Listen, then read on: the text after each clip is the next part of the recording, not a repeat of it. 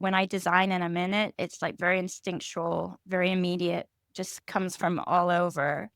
But then to execute it, you need the utmost precision, right? What I do is inconsequential.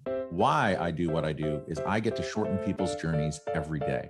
What I love about our hospitality industry is that it's our mission to make people feel cared for while on their journeys. Together, we'll explore what hospitality means in the built environment, in business, and in our daily lives. I'm Dan Ryan, and this is Defining Hospitality. This podcast is sponsored by Berman Falk Hospitality Group, a design-driven furniture manufacturer who specializes in custom case goods and seating for hotel guest rooms. Today's guest is a seasoned professional who specializes in hospitality interior design. Throughout her career, she's worked at the likes of Clodagh Design and Yabu Pushelberg, just to name a couple. She's also an entrepreneur and founded her own company, which focuses on both interior design and branding within the hospitality vertical. She is a founding partner at Dutch East Design. Ladies and gentlemen, Larah Moravek. Welcome, Larah. Thank you. Thank you for having me. You're very welcome. I know we've been wanting to do this for a long time. I want the listeners to know that you are part two, because we did talk to Dieter early on, and you and Dieter are Dutch East Design with your team.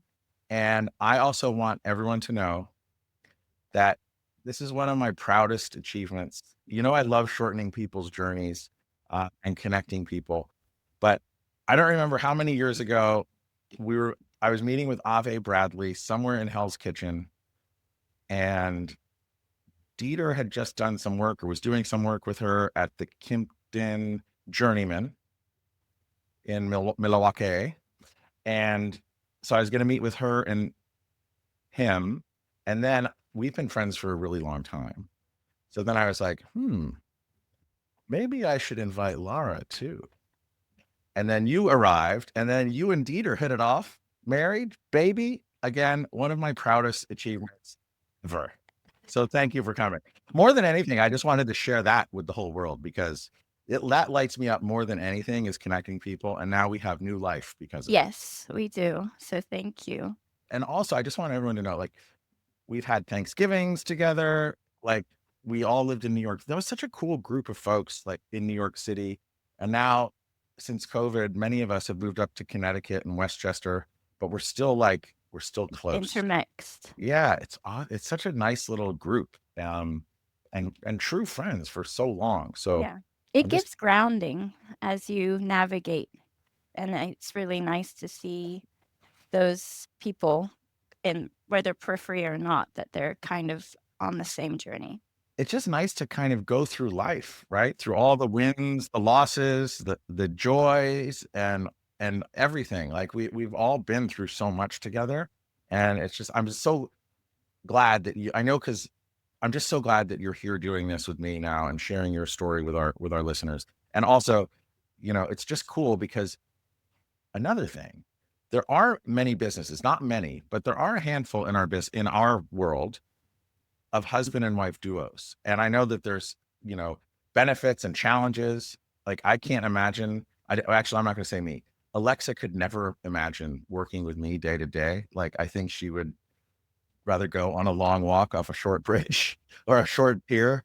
But you guys make it work, and it's really awesome. And thank you. So thank you for being here. It's great to be here.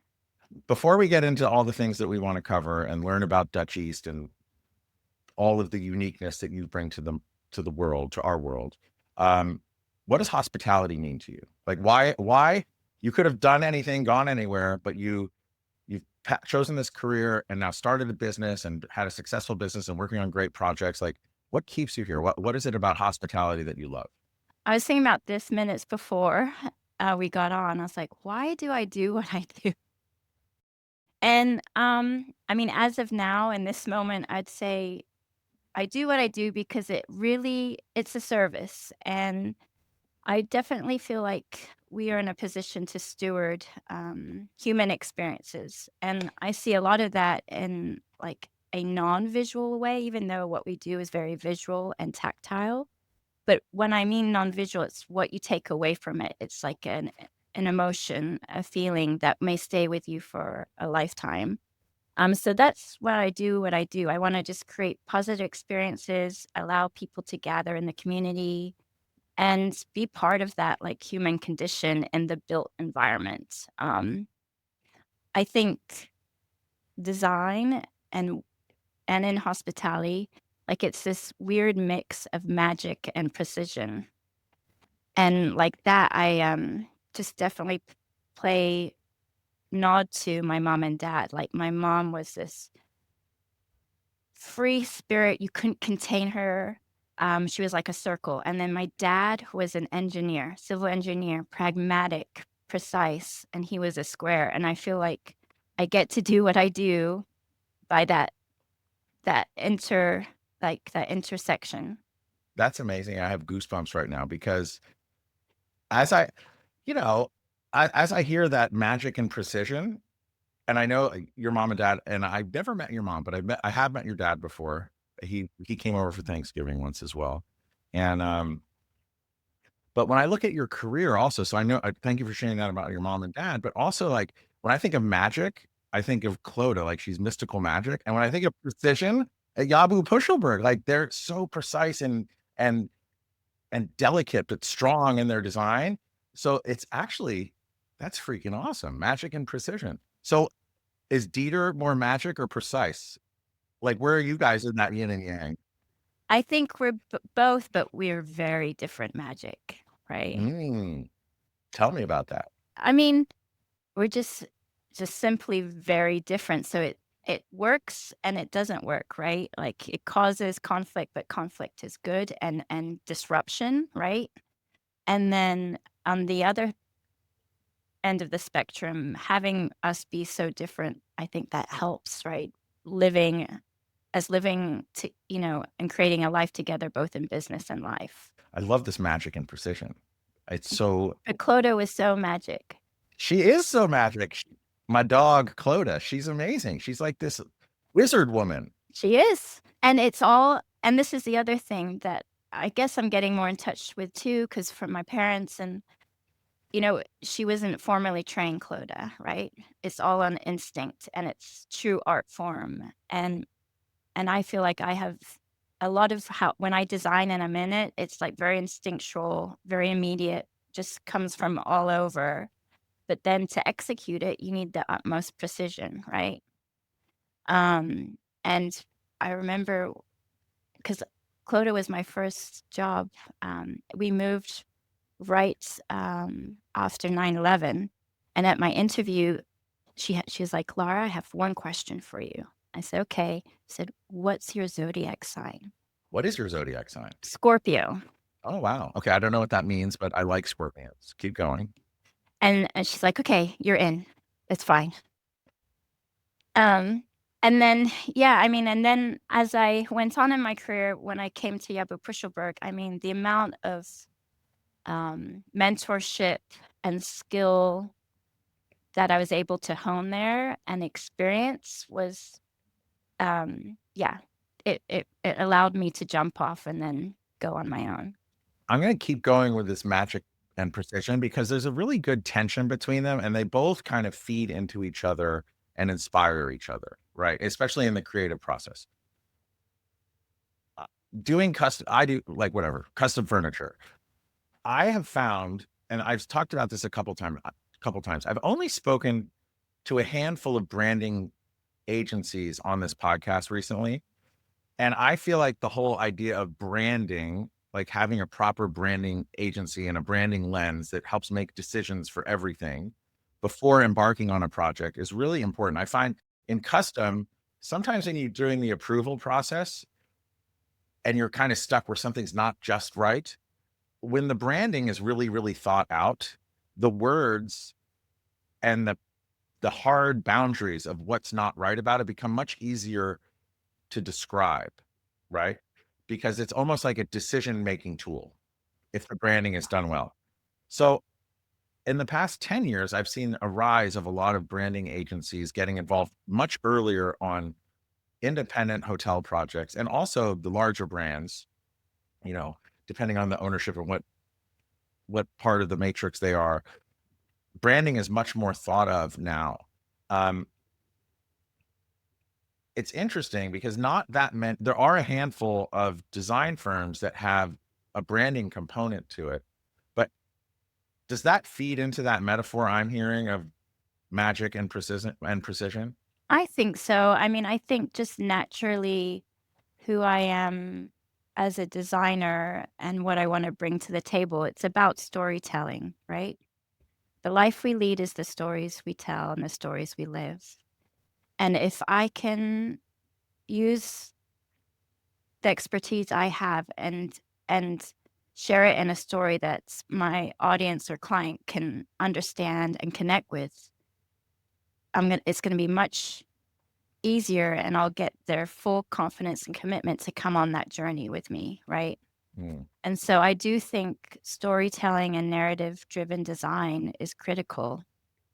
It's not just something poof that you grab out of the air. You're really you have a project, you're understanding the context, you immerse yourself in the neighborhood, what it needs, what it doesn't need, or responding to questions, and celebrating things that you may not want to celebrate. I just think it's really important to have that.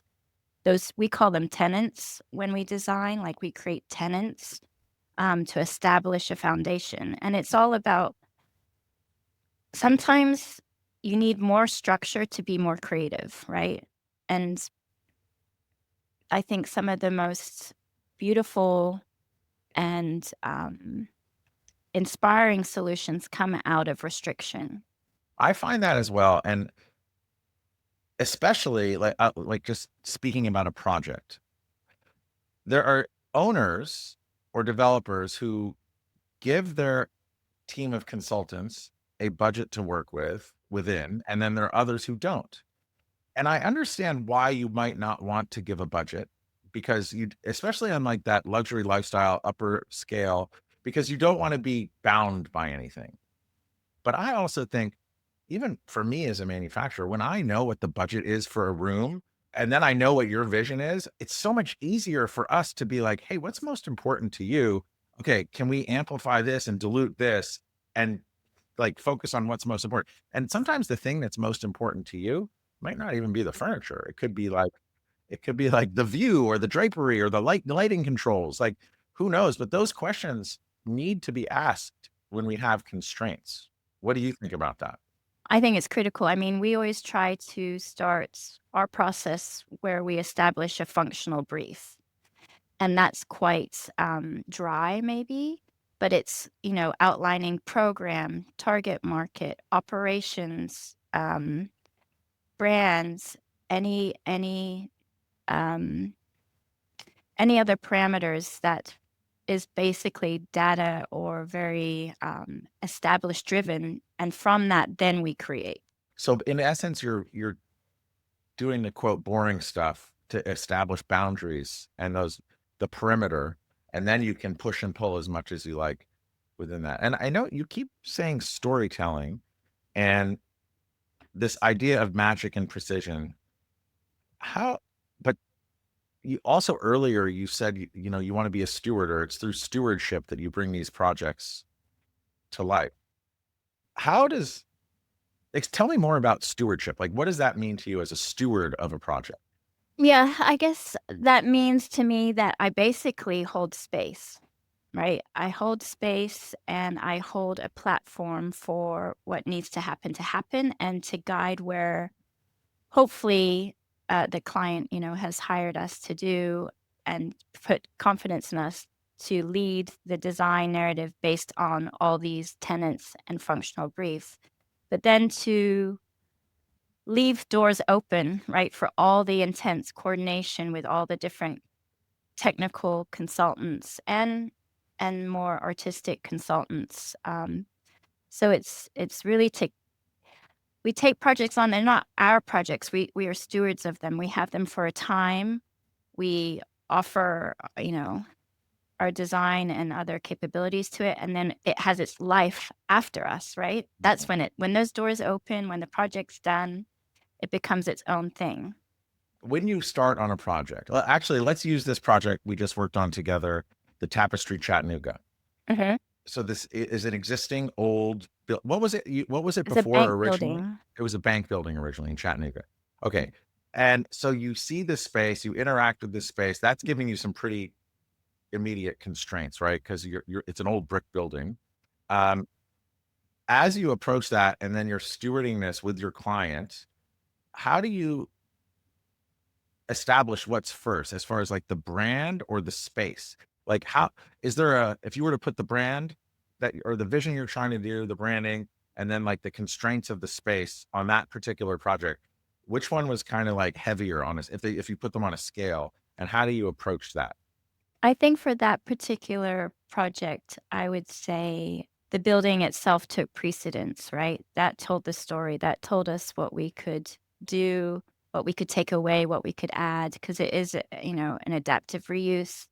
And we had historical constraints of what we had to keep and not keep. And that blending, I think, is pretty nuanced, but that's something we really pride ourselves on. I mean, we've done quite a few hotels with adaptive reuse, and it's really a, k- much, it's quite a labor of love for us and something we really enjoy doing, getting into that mesh. Okay, so if that's giving you a big constraint as far as the existing building and the history behind it, and that kind of lays a pretty, not a clear path, but like there's a way you have to go and approach this project. One of the things that I always like learning about are contingencies on development projects. And when you're doing an adaptive reuse, there's always surprises or gremlins that the project could have never considered. On that particular one, were there any really big surprises that you could share that were not expected? And how do you, when that happens, that's a whole other constraint. How do you deal with that? I'm trying to think of big ones that came out as we were through design or NCA. Not anything atypical, like the main contenders we knew about on the onset, so we worked with that as we developed the design, but when small site smaller site issues come up that are in conflict to our design, I'm pretty efficient with balancing out what still holds to our original design intent and what can we get rid of, and I'm just gonna make the decision, quite quickly. As to which way we need to go. And construction administration on that point, it is grueling, but it is so important. Um, and I just wish between design, ownership, and the contractor, there was a little better. I think that's still a bit of a gap within the process of what we do that needs a lot more attention and support. It's interesting. I was talking to someone this week. I don't remember who it was. It's been a long week, but they're a designer, and they were saying that the bulk of the fee and the bulk of the work, like the which is, if you're to, from an owner's perspective, the bulk of the value you bring to the, if you were to take your pie of fee, the bulk of the value an owner might see is in that schematic design, design documentation, like designing the entire place.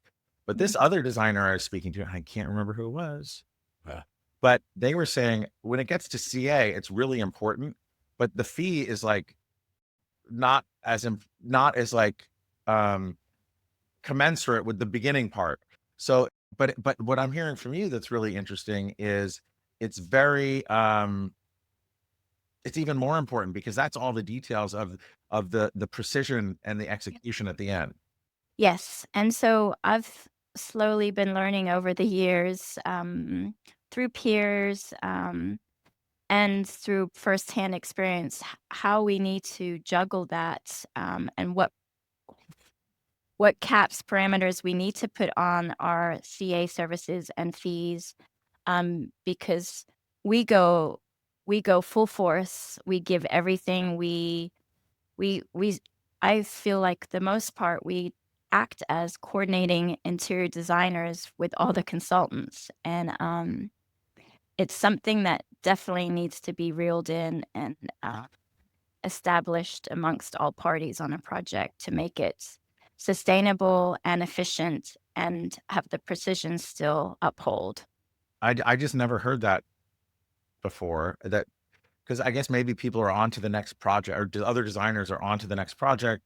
Okay, they got to do this, and then construction administration is almost an afterthought. Can you, on any project from your experience, can you share a story of where that CA and like what specifically you really focused in on that made a huge difference in the outcome of the project? By nature of being a designer, we're very keen observers. Nothing gets back by us. So, for example, on I would say Hotel Marcel, that was a another adaptive reuse of a Marcel Breuer building, and the construction administration on that, we found anomalies as we went through the guest rooms, and the room types, and we had to pivot a bit and adjust things, during the rollout. So it's that kind of thing that can be instrumental, once a project opens. And that's another one where balancing magic and precision really come in handy, because I was walked around by Bruce, the developer there, and he was showing me just the existing grid. Like, it's a brutalist building, right? So there's this whole grid internal, like up in the ceilings, on the walls, and then how everything got to that ratio from what you were doing, like carpets, tiles, lighting, spacing. Actual rooms, The rooms were within this, everything related to this. Who was the original architect? Marcel Breuer. Royer, yeah. So everything related to his original grid. And that's super constraining, but it's really awesome. And it's also the first passive house rated hotel in North America or the United States. I don't remember. We did the branding for both the hotel as well as the, F&B venue, and they have very different personalities. But when we first took it on, you know, client and brand were like, "How are we gonna make this work? How are the rooms gonna work?" Because of this 5-foot module. And with our, like, planning experience and our know-how, we made these rooms possible, and the design then because of that constraint, the design basically spoke for itself how the rooms had to be designed. And in effect, almost like that constraint was almost the steward that provided the outcome. Huh. Yeah. Um, some owners want to separate church and state between design and branding. Mhm.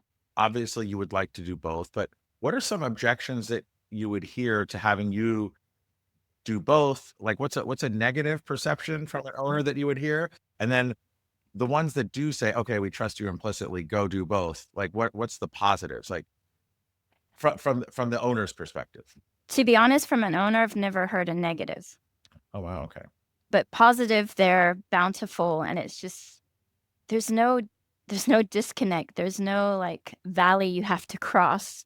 "Oh, branding thought it was this. Oh, interior thought it was this. How are we gonna mesh them?" Or you step backwards and you kind of have to step yourself back into a corner to make the design work for the branding or vice versa. So, um and then there are all those projects where branding and interiors are 2 separate entities, but they really collaborate and work well together.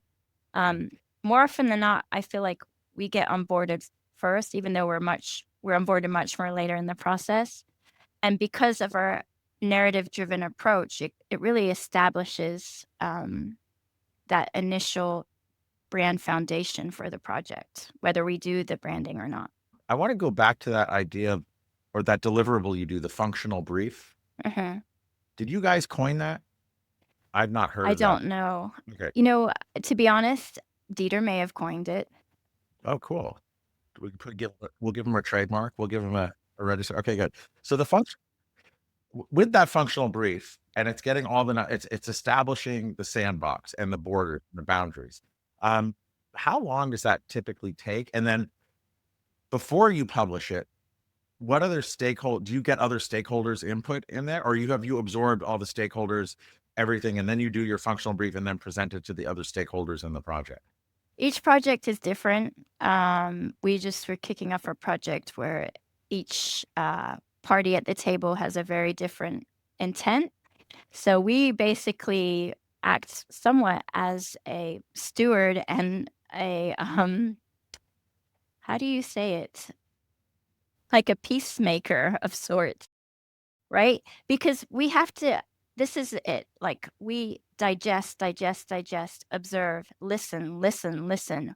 What are they really saying? What do they really want? What do I really see from like 10 different parties all wanting something?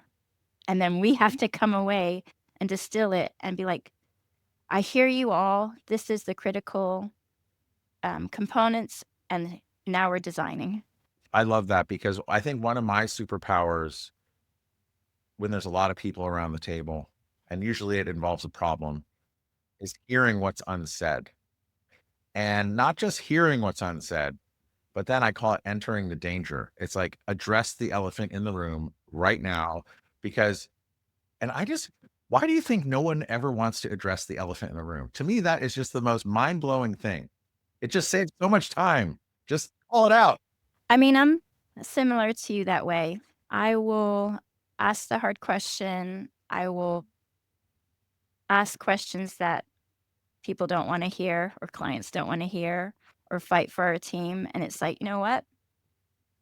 I have no problem doing it because why not? Because once we get that out, then we can move on. Yeah. I don't know why people don't do it. It just makes everything so much better. And yeah, usually there can be costs associated with it, but I'd rather know what those costs are and how they get allocated and be able to sleep well that night. Luckily, other things have kept me up as of recent. What's keeping you up at night these days? Nothing so much design related, I'll just say. Hey, everybody. We've been doing this podcast for over 3 years now. And one of the themes that consistently comes up is sustainability. And I'm just really proud to announce that our sponsor, Berman Falk Hospitality Group, is the first within our hospitality industry to switch to sustainable and recyclable packaging, eliminating the use of styrofoam. Please check out their impact page in the show notes for more info. You moved to New York after September 11th from Texas? I moved from Austin, and it was right before, sorry. Oh, just before. Oh, so you got here just before. Yes, in Oh, wow. August. You went to UT Austin, then you came here, and then you were studying design, yeah? No, I was studying, biomedical science. Oh, that's right. I remember. So that's again, here we go. Precision and magic. Boom. I forgot about that part. Okay. So what made the change from biomedical science to design? Yeah, You wanted more magic and less precision? I think science is very magic. There's many people that would disagree with you these days. Yeah, I wanted to be a pediatric surgeon, so I was studying biomedical science, and I was on that route, and I started working in the emergency room and volunteering, and then it was like it hit me like a lightning storm. I was like, "I cannot be a pediatric surgeon." I wear my heart on my sleeve. I'm very expressive. Um, I was like, "I cannot do this, properly or to the level that would be required to make sure I do the best for my patients and for myself." And so then I started noticing, like, how I felt in the space, and I was like, "You know what? Space, light, environment affects our mental well-being. It can change experiences. It can change what you feel you can fulfill." And so I said, "You know what? I can't. Maybe I'm not up for being a pediatric surgeon, but maybe I can craft and create built environments that that have a lasting positive experience on people's lives." So I switched to interiors. That's amazing. That's so different, but wow. Congratulations for you for having all that self-awareness and being able to jump out. And I guess it's good, my first job out was with Clodagh, and, so much of her, um, what fuels her, about she was beyond her time back then, what she brought to the table and what was critical, how to design, what to be sensitive to is it all spoke to me, like, very naturally. She's so awesome. Singular, and also a singular name, just one name. I want to just be Dan forever. You could just be Larah. That should be our life goal. Yeah. When you moved to New York before September 11th, were you working right in the ER right away? No, that took place. I had to switch degrees and switch completely, and, I had it took longer because of that, like, a lot of the classes and structure I was doing was not gonna leap over to interior design. So, yeah, I moved to New York with already in design, Oh, got it. Okay. studying design. Fast forward, you learn so much. You meet this great, I don't know, cadre of amazing designers and people working under Clodagh and that team, who some of whom we're still friends with. Yeah, You move on to Yabu Pushelberg, so you go from that magical cauldron of Eye of Newton, Wing of Bat, and then you go a little bit further downtown into Yabu Pushelberg and all the amazing projects and products that they've designed. And what was the biggest difference and adjustment of going from magic to precision? I think the biggest leap to Yabu Pushelberg and it was the rigor and accountability. Of course, it was a larger studio. There was more on the team. When I first started out, the team leaders held everyone accountable. It just was, and just learning from George and Glenn, very different things, but so important. Lifelong teachings I still carry. And then just allowing me to be in the room, and it was just like everyone can be at the table, everyone has a say, and just I had such great experience, like, I traveled the world, I went all over solo. It was pretty incredible, but it was the rigor and accountability. I mean, it was my mentorship. And then I spent, I think, 6.5 years there, and then it got too much, right? And, I had a lot of life changes personally at that time, and I said, "I'm stopping." Like, I packed up my New York apartment, what I had. I s I walked away, and I went traveling for 6 to 8 months in Asia on my own. Oh, I remember that. Yeah, Yeah.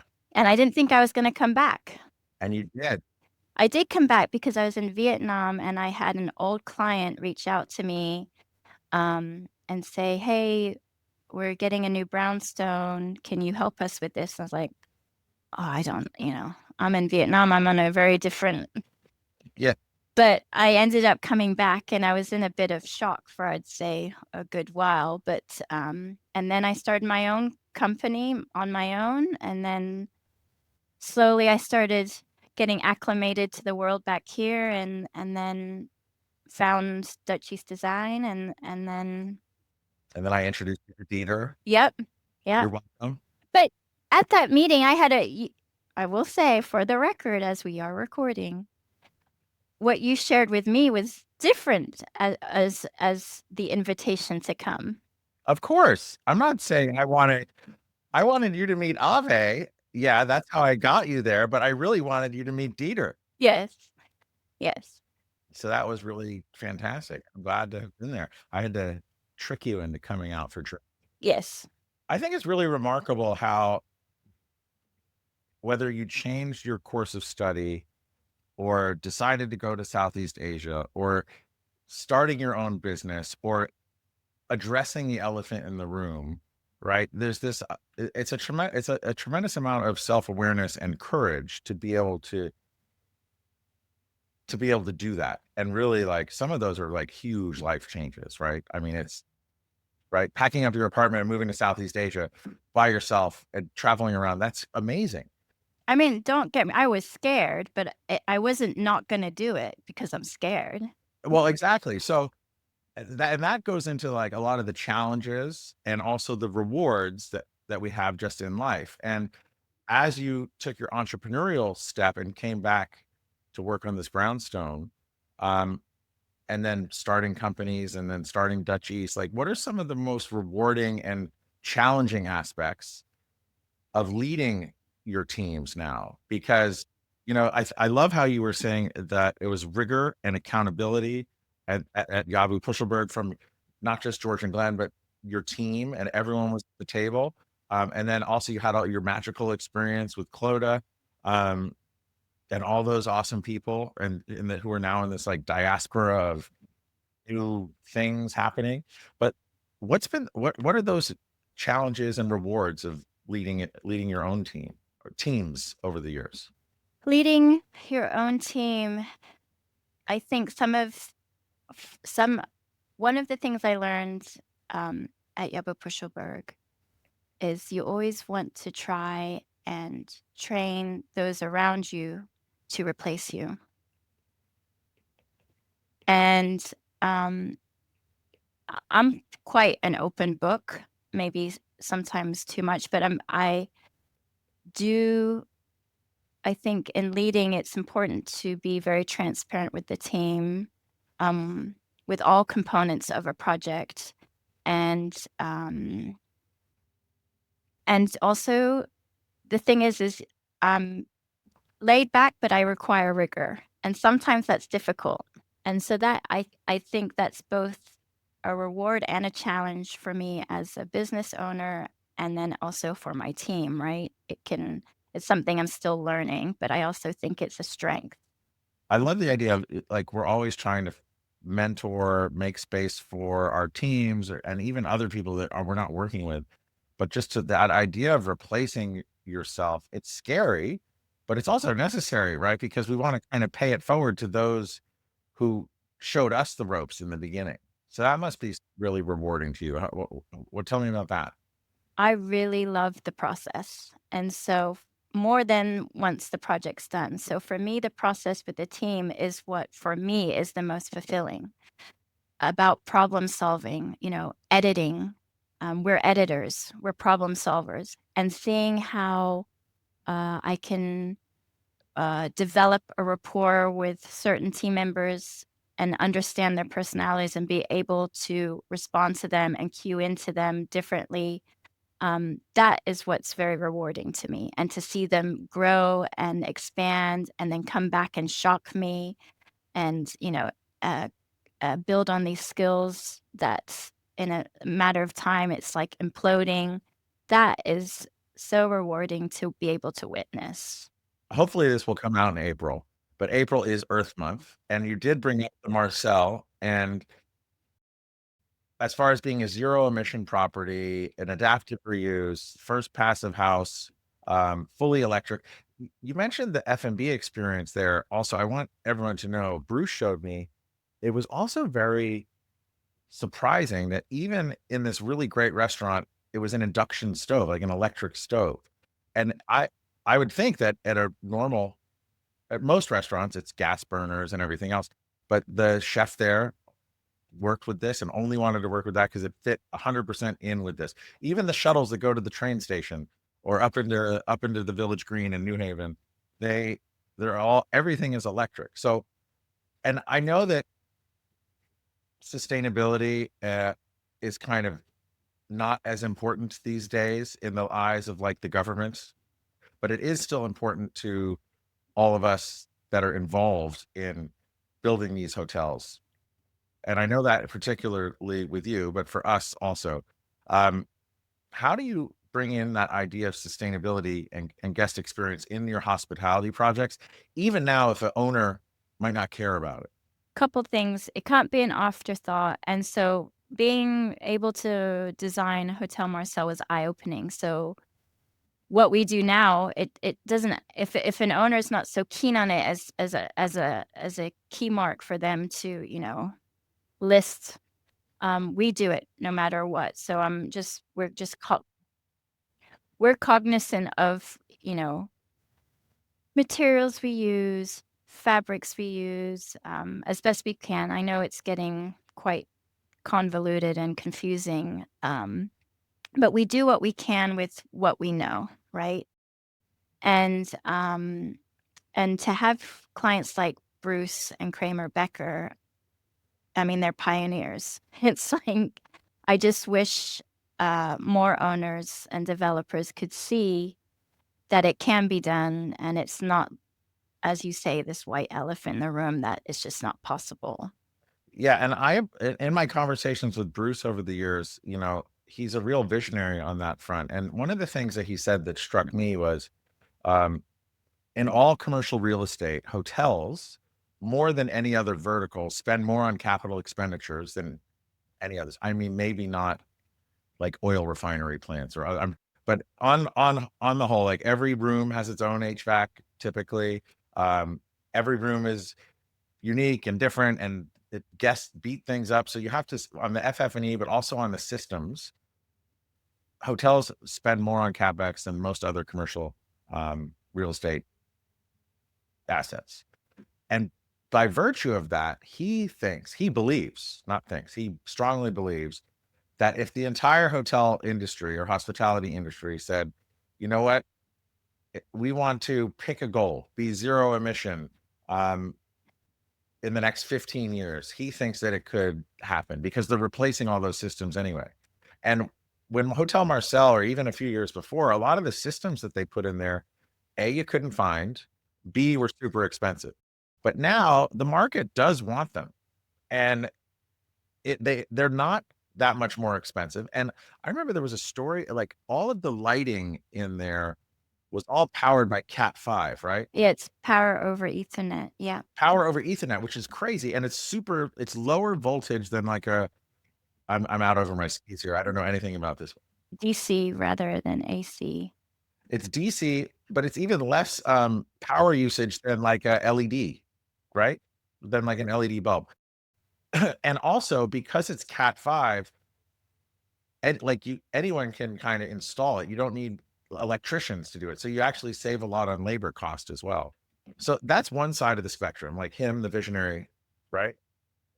And then on the other side, you have a traditional hotel developer where they'll say, oh, that was a once in a lifetime project and blah, blah, blah. And he did it. But then I go to all the sustainability panels, and it doesn't cost more. It's setting out with a different intention at the beginning of the project. And that's probably in your functional brief, whether it costs more or not, you're probably addressing that in there. Does that have a place in your functional brief? It does on the projects, like hotel projects will ask the questions, and also if it's an adaptive reuse, the historical considerations, and if anything can be reused or salvaged and then reused. But it depends. But then I also, for me as Berman Falk doing custom cases and seating, Mm. we changed our packaging material for Mm. our guest room furniture, like a year and a half or 2 years ago, and got rid of all hard polystyrene foam. And we're just doing 2 projects in San Francisco now. And we do it on every project. It doesn't even cost more. And that's just the way we do it. And anyone can do it.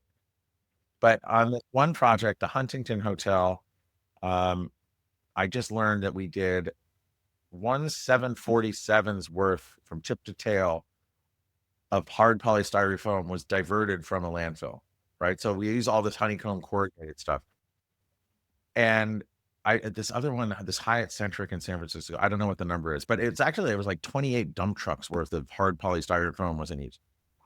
I think what's interesting is, as you and your competitors and just other designers are going, and it doesn't take that much effort. And I remember I would always say, like, sustainability. It's like remember when TV was just TV for tele, and then it turned into HD TV. Yeah. Now we just call it TV again. It's the same thing. Like, we've changed our supply chain. We've changed, like, our materials don't off gas. We don't, but that's just the new process. So now, like, it's the whole data where we've upped the game. The tide has come in for everything, and now it's changed. But I do think that there is an intention that needs to be established at the very beginning of a process. Yes. For that, I think so. It has to be at the beginning, not at the end or an afterthought. It has to be right there, front and center. So there's Clodagh, Yabu, Pushelberg, Roman Williams. They've all been really good at licensing their products that they've designed and getting it out there. Um, And I know it's a challenge to kind of catalog all that and get it there and then figure out a way to make it. And have you been looking into that? And what are challenges that you see? And yeah. It's something we really are, like, excited about and want to do more of, just again, to get a part of what we design out to be accessible to more of the world out there. I mean, we've done a little bit. It's very difficult and challenging, but thus far we've had designed a rug collection, flat weave and hand tufted, With who? Jamie Stern. Oh, cool. Oh, I remember that. Yeah, you Yeah, had all those parties. Okay, cool. yeah. So we've done that, and then there was a chair collection as well with them, and so we're in the works now, developing another rug collection. I've been looking into doing a tile collection, but it is something, again, in another medium, right? Like, just like an artist, there's different mediums, and I feel like what we do is this sculptural art in the Mm. built environment. And if we can take it to other mediums, that are smaller scale, and that can be experienced differently, that's something that we love to do. Again, a magical experience for me is we developed that first collection of spa furniture, Bob and I, with Clodagh. Remember? It was like a bit we do you remember that? Yes. What's interesting in just doing that, like, we designed 27 SKUs, or Clodagh did, and we had them Mhm. made, and we went out to Asia together to view them in the factory, and that was a hoot, and, yeah, it was so cool to spend, like, a week with her in Shanghai. Um, that must have been 2004, 5? That was a while ago. Oh, wow. Huh.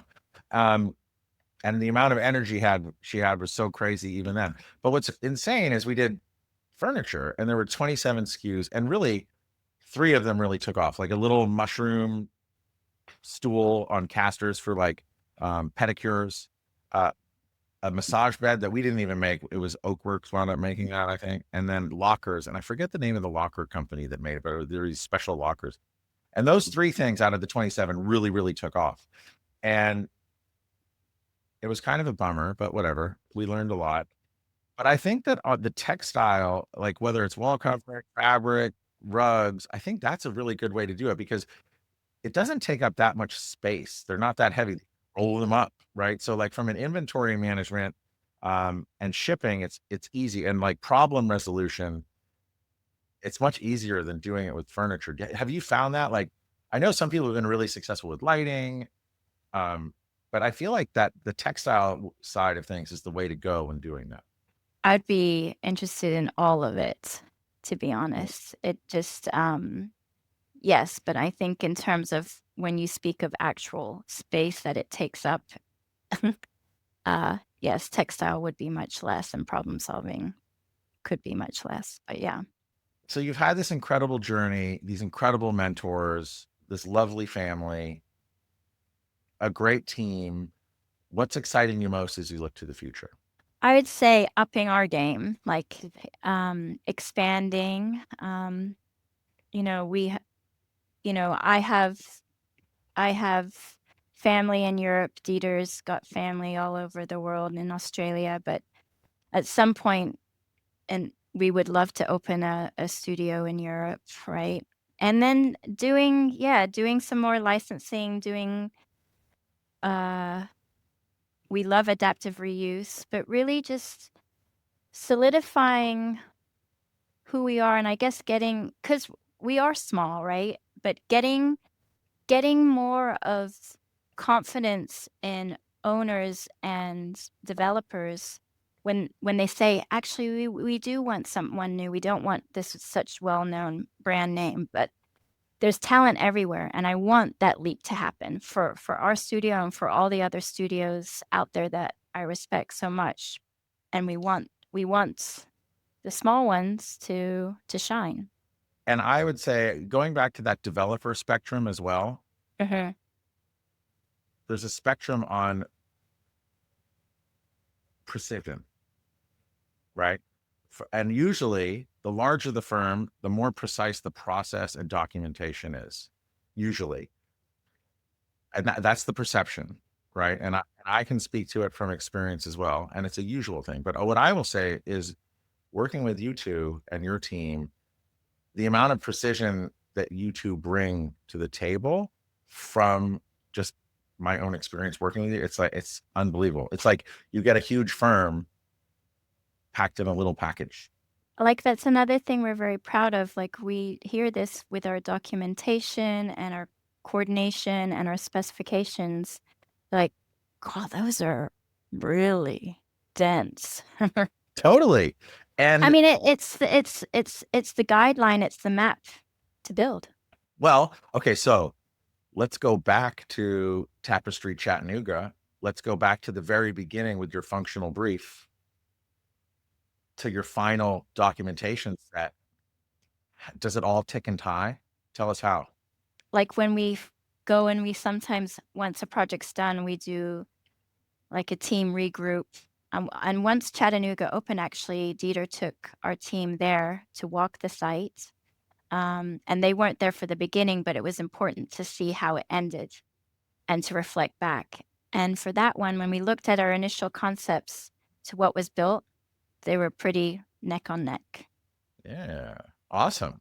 Um, Laura, this has been awesome. And I just appreciate how thoughtful and sincere you are. And I miss that a lot. So it's warmer now. Well, thank you for opening the door for us to find our way to each other. And if people wanted to learn more about you or Duchies, what's a good way for them to connect? Websites, LinkedIn, Instagram, even though we should be much more, show much more. Yes, but, website's great. Just, yeah, reach out to us. We're here, we want to collaborate. We love what we do, and we just wanna share, in creating something amazing for people to gather and to be in. Wonderful. And be like, Dieter, get the Instagram up. Yeah, I know. Seriously, I appreciate you. Thank you. Thank you. Thank you. And also thank you to all of our listeners.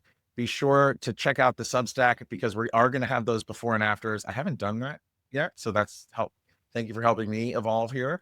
And then we'll also in the YouTube version, we'll try and throw in some photos as well. So if you're watching, you'll get to see. But we have links to everything. We'll have links to all of Larah and Dieter's stuff and also Dutch East. So thank you all.